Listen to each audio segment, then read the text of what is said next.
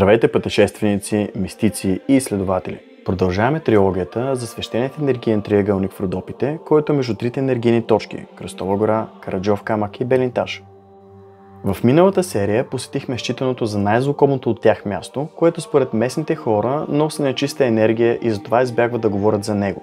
Според тях, зли сили, както душите на мъртвите витаели там.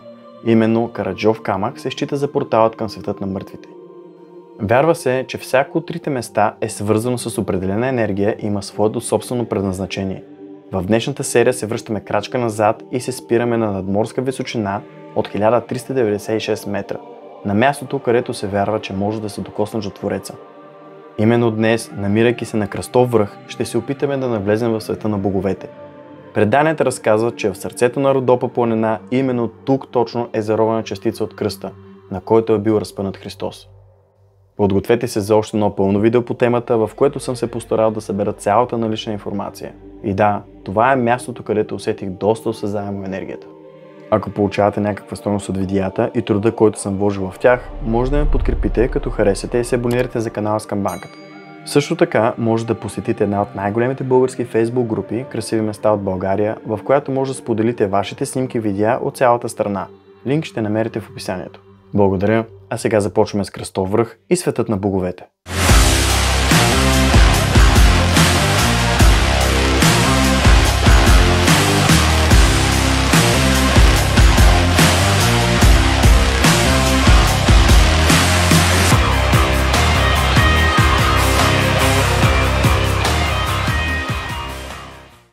Толкова известната Кръстова гора реално е местност в източните Родопи, наречена още Градище. Позната е също като Родопската Света гора, заради намиращия се там манастирски комплекс Света Троица. Когато обаче хората говорят за Кръстова гора, то се има предвид Кръстов връх, който се намира на надморска височина от 1396 метра. Най-близката отправна точка е град Асеновград, който е само на час и 15 минути. Естествено, село Борово е перфектната локация, която е само на 15 минути от върха и отсядайки там се потапяте изцяло в енергията на местността, която ви облива постоянно през цялото време. Друг вариант е и село Мостово, но е свързано с преход и това вече за всеки според интересите. Дали искате да сте близо, дали искате да правите преход, въобще който както го почувства. Стигайки горе има доста места за паркиране. Съветвам ви да не влизате в самия комплекс с колата, а да спрете преди самата бариера. Преминавайки под арката на входа, след него ще забележите най-значимите обекти, които са манастир Света Троица или още храм Покров на Пресвета Богородица, чешмата Свети Седмочисленици, храма Света Троица, монашеската сграда и 12-те параклиса, посветени на 12-те апостола, които са разположени двустранно на стълбището към върха, към самия него чудотворният кръст. Ако решите да останете да пренощувате тук, комплексът разполага с 120 места за нощувка. Встрани от главната църква има свещено аязмо, за което се смята, че е лековито. Умишлено не съм снимал отвътре нито църквата, нито параклисите, защото не го намерих за правилно. Намирам се пред храма, ето го, зад мен. Сега ще влезем вътре и после продължаваме нагоре към кръста. Изгледах точно от манастира. Задължително, естествено ще го посетите като дойдете. Запрете свещ и сега към кръста. Също ще видим колко хора чакат, защото все пак е неделен ден и се очаква доста наплив от хора, съдейки по автомобилните превозни средства. Няма толкова много хора за момента. На същия Родопски връх, на който днес се намира манастирския комплекс, някога е съществувал стар манастир, разрушен преди векове. Затова разказват запазените зидове, обработените камъни, разкритите основи на старата църква, камъни с следи от свещи по тях, както и намерените в земята кръстове от Бигор. Ще се опитам да се движа в подобна последователност, както в предната серия за Караджов камък, за която линк ще изкочи сега на екрана. Съветвам ви да я видите, ако все още не сте, защото според мен се получи доста интересно. Информацията, която събрах и която ще ви предоставя, е доста оплетена, затова трудно може да се направи категорично разграничение между историята, свързана с Кръстова гора, и преданията и легендите. Вярвам, че истината е някъде там по средата. И така, нека да започваме. Според преданията се говори, че света царица Елена е пренесла една голяма част от Христовия кръст от Йерусалим в Константинопол. Друга част е била оставена в самия Йерусалим, а трета е била изпратена в Рим. Според исторически данни, твърде вероятно е грузинецът Григорий Бакорияни, който е бил севаст и велик доместик на западните войски на византийският император Алексий I Комнин, действително по някакъв начин да се е здобил с въпросните отломки от Светият кръст, който е бил вграден в две икони. Именно той през 1083 година основал Бачковския манастир, като на следващата година съставил устав за неговото управление. В раздела за свещените съкровища и честните свети икони Бакорияни написал: "Подарих на манастира и две икони от златна сплав, които имат по край големи отломки от Светият Христов кръст. Голямата икона се казва Свето Преображение Господне, а по-малката Света Богородица." И тъй като уставът на Бачковския манастир не допускал семейни грузинци да живеят в светата обител, било създадено селище с името Иверце. Скоро на това място възникна манастир, наричан Троицки, който бил подчинен на Бачковския манастир.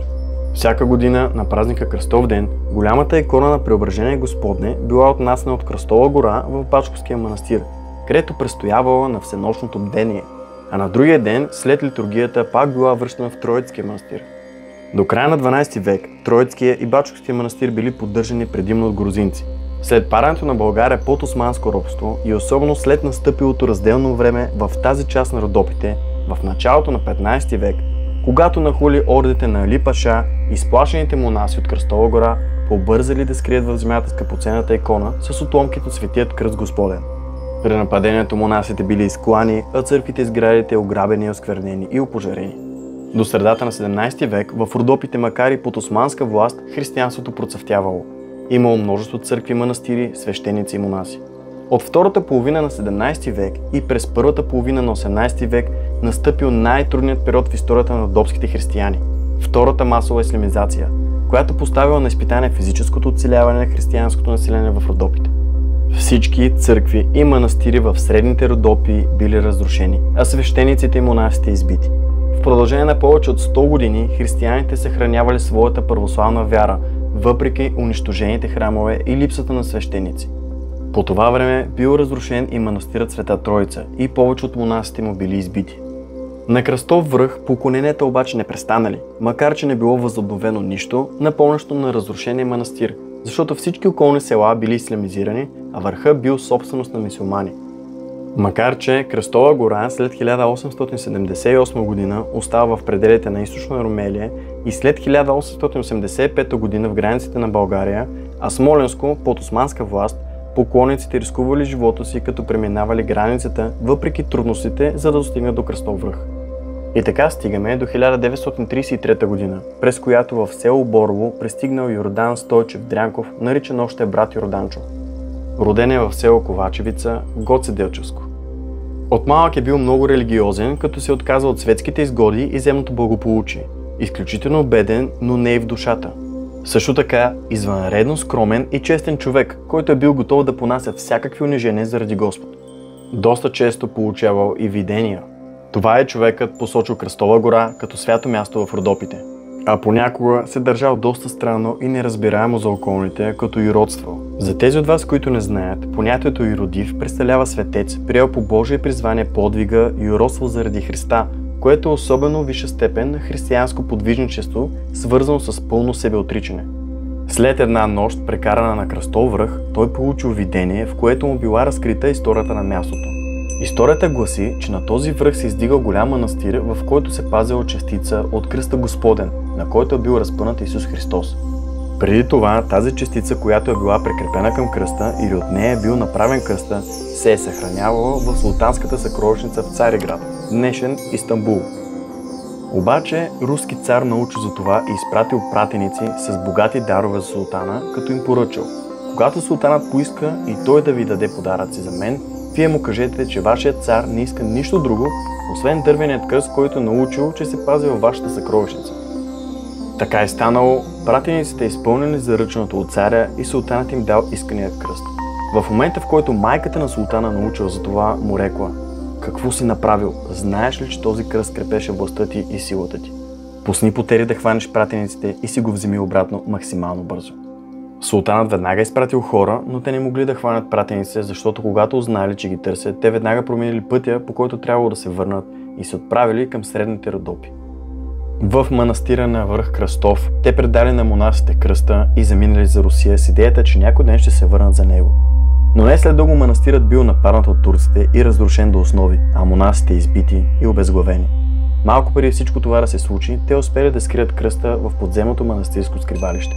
След видението Йорданчо съобщил, че му било казано да направи и да постави висок метален кръст в знак на това, че там има частица от кръста Господен. И той се е явил пред цар Борис III, с когото се е познавал и му разказал всичко. По това време при царя се намирал запасният подполковник Величков, който заявил, че на него Бог му показал как пък трябва да изглежда металният кръст и къде да бъде отлят. И така било решено да се отлее 66 кг кръст, което е от военната Христова възраст, като разходите по изработването му били поделени между цар Борис III и подполковник Величков. На 1 май 1936 г. металният кръст е донесен от Йорданчо и подполковник Величков на връх Кръстов, където в присъствието на цялото село Борово е бетониран на източното възвишение на върха и осветен от свещеник Петър Василев Кошелев. В края на водосвета на менчето със светена вода кацнал бяло гълъбче, което след това литнал към западното възвишение на Кръстов връх. Йорданчо посочил гълъба и казал на хората да го последват, защото той ще им покаже къде се намирал старото манастирско язмо. Гълъбът кацнал на една скала, в долната част на която, след разчистването на натрупаните камъни, бликнала вода. Там реално е издигнат и вторият метален кръст, а също така и малък параклис от дарители. Ето откъде идва името на старото манастирско язмо Гълъбичката. По-късно, през 1956 г., брат Йорданчо, свещеник Кошелев, боровски майстори и с помощта на всички вярващи от селото изграждат от камъните на стария манастирски параклис Света Троица. Започва да се стичат хора от всички краища на страната, за да получат изцеление. И така, през 1957 г. Йорданчо е вкаран от тоталитарния режим в лагера в Ловеч. Там около 1960 г. той загива по ужасен начин, като бива закопан жив до главата и оставен да умре от глад и жажда. Все още животът му остава непроучен и около него продължават да съществуват много неясноти и загадки. За съжаление, откакто човечеството съществува, историята познава изключителни зверства, които не намират аналог и разбиране в мен. На 22 октомври 1994 г. изчезва чуждодейният кръст, подарен от цар Борис III. След 7 месеца кръстът е намерен в гората от местен овчар и сега се намира в новия храм. Той е бил намерен с бележка, на която гласял: ние, които го откраднахме, бяхме 3. 2 от нас умряха, не искаме с мен да се случи същото. Връщам кръста, като се надявам Бог да се смили и този позор да не се прехвърли по децата ми. Кръстът е поставен в новия храм, а на мястото на стария е отлят нов от нераждаема стомана с тегло 99 кг, може би от тройната Христова възраст. Според друго предание, брат Йорданчо, който почувствал силната енергия на Кръстова гора, посъветвал болната сестра на цар Борис III Евдокия да пренощува там. Тя го послушала и се излекувала, както и детето на един от придворните, което било изцелено същата нощ. И така в знак на благодарност царят дарил 66 кг кръст. Сега ще се опитаме и да видим какви доказателства имаме за историята, която разказах до момента. Едно от тях е, че според археологически находки се доказва съществуването на голям манастирски комплекс на Кръстов връх. А за съществуването на частицата от Христовия кръст в Константинопол свидетелстват житията на светците и църковното предание. Напълно възможно е след падането на града по турска власт, богатствата на византийския двор заедно с частицата от кръста да са попаднали в ръцете на султана. Като добавка също така е, че в повечето случаи жените на султаните са били християнки или бивши такива, така че не е изключено султанската майка наистина да е била свързана с християнската вяра и да е знаела за силата на чудодейния кръст.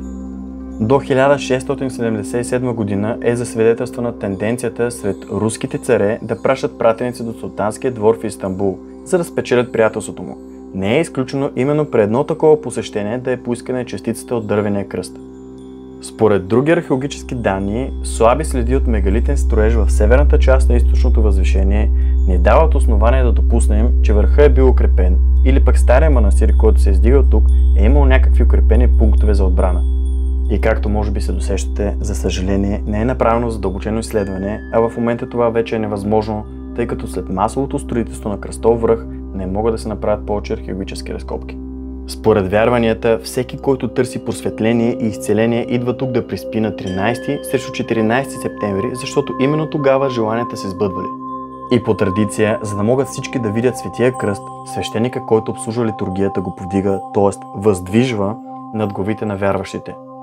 Оттам, разбира се, идва и въздвижение на Светият кръст Господен.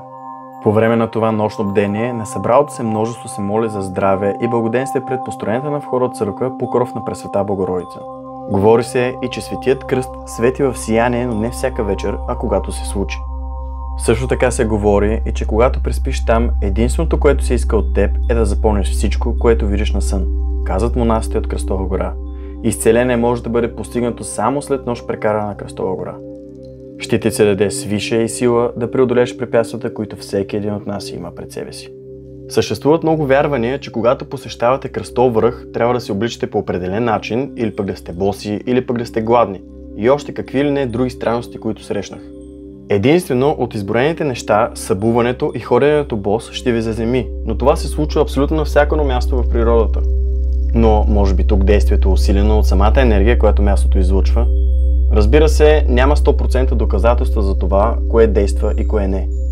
Всеки усеща нещата по различен начин и има различни виждания. Според мен най-важното е вярата да не се губи, което за мен е и в основата на нещата.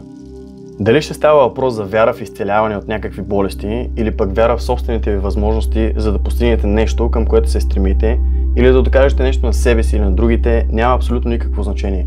Може би има нещо по-специално на това място, защото непосредствено след като минах през кръста, абсолютно непредубедено, без да очаквам нищо да се случи, получих необяснимо усещане. Още си го спомням доста ярко и нямам никаква представа с какво мога да го свържа, нито пък какъв знак ми беше даден. Но определено усетих нещо и мога да го опиша като усещане на смирение. Тук ще минах през кръста. Съветвам всеки един от вас да го направим, така иначе ако дойдете от това място няма как да го пропуснете. Лично аз усетих най-много енергията тук. Всеки един от вас ще усети различни неща на различните места и ще разберете къде е вашата енергия повече. Все пак имаше хора горе, така че. Може би тук е момента да спомена за отрицателен ефект от това, когато се оставят безбожно количество иманета като дрехи, принадлежности и аксесуари по самите параклиси. Според мен няма абсолютно никакъв смисъл това да го правите, защото така се рушат и самите сгради. Истината, скъпи приятели, е, че всичко опира до това, което човек желае най-много. Борбата е вътре в нас. Чак тогава, когато си се борил и си доказал вярата в себе си, тогава ще ти се помогне. Затова много хора получават търсената помощ, защото не са се отказали да се борят и именно тук идва като награда. С този епизод още една част от пъзела беше добавен към синергията между енергиите на трите места. Надявам се серията да ви е харесала, както и цялата информация, която успях да събера по темата. Остана да направим само още една спирка към последното парче от пъзела, за да завършим трилогията за свещения родопски триъгълник. Затягайте коланите и се пригответе за отлитане, защото се отправяме към мястото, считано за космическа площадка и за връзката с космоса, което е именно Белинтаж. Казваме чао от Кръстова гора, беше изключително приятно отново, че бяхте с мен до края на тази серия. Надявам се сте научили много интересни факти, които ви представих и кадрите, които съм снял с дрона. Чао, до нови срещи и до следващия епизод.